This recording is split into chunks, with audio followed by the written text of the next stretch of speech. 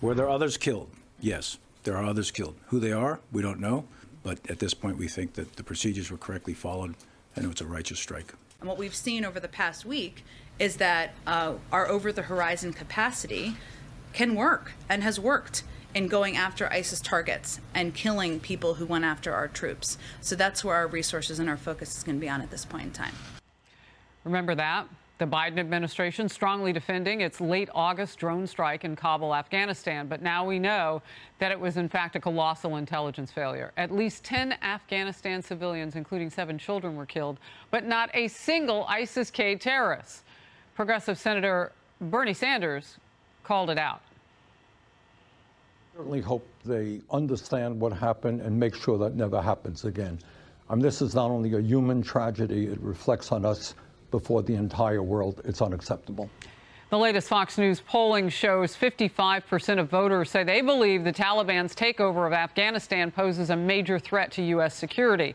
Only 36% of voters approve of President Biden's handling of Afghanistan. Pete Hegseth is co-host of Fox and Friends Weekend.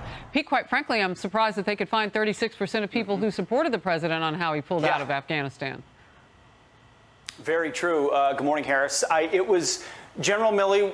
Obviously, it was not a righteous strike. And to Jen Psaki, it proves that, unfortunately, tragically, it does not work. A key piece of information here, Harris, is that General Milley did come out and say, hey, we made a mistake. However, there's now new reporting from the New York Post that shows that the CIA was attempting to alert the military to the fact that there were likely kids in the car. Unfortunately, it seems the Hellfire missile had already been fired. But that means within that fog of that moment, somebody within our intelligence services had a sense that there were likely a lot of kids in that vehicle, even if there was an ISIS terrorist in there per se, which means standing at a podium just a few days later and saying this is a righteous strike means you're ignoring a certain part of the narrative that you may have known about at that moment. Yet again, Milley potentially misrepresenting something that he knew, should have known at the very least, but didn't. You know, in order to have an effective strike like this, you not only need to know what it is and where it is, and we thought we knew what it was, a Toyota Corolla. That's like finding a needle in a haystack, by the way, in Kabul. They're everywhere, every other car. You need to know where. We thought we knew in that courtyard, but we clearly didn't know who, Harris. And when you don't have human intelligence or you're relying on the Taliban, it means all you have is over-the-horizon drone surveillance. They followed this car apparently for 8 hours. They think it stopped at an ISIS safe house. Clearly, it was water and not explosives, and children and innocent civilians are dead. There should be accountability for this. And the question Colonel Walsh asked is right.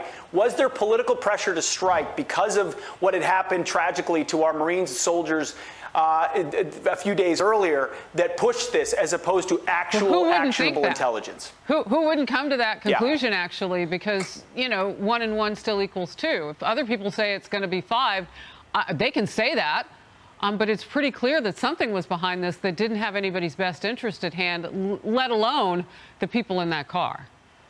What a mistake. And NBC News reporter, and let alone our reputation.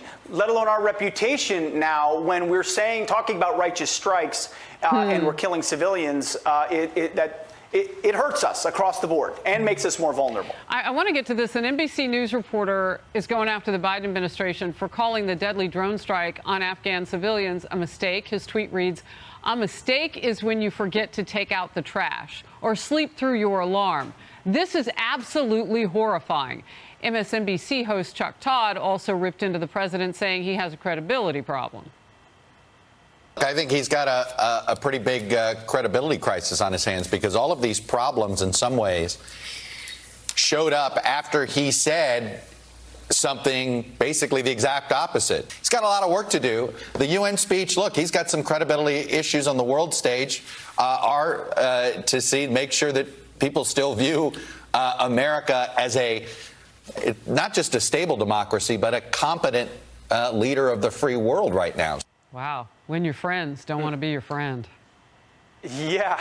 Here's the thing. I'll give a lot of deference to our military in almost every situation, meaning the intentions of that drone operator, the intentions of those attempting to find ISIS bombers based on whatever intelligence we had, those were righteous intentions. They were attempting to keep Americans there safe. And I don't think there was ever an intent to kill civilians, and I don't put that on Joe Biden or General McKinsey or General 100%. Milley. What I do put on them, though, are the conditions that they willfully created, which created an over-the-horizon capacity that was utterly insufficient and led to this type of tragic situation happening. That's on them, and there's been no accountability for it. When Senator Cotton says over the horizon, in this instance, with no intelligence on the ground in Afghanistan, is over the rainbow, you can see how he gets there. Pete Hegseth, thank you very much.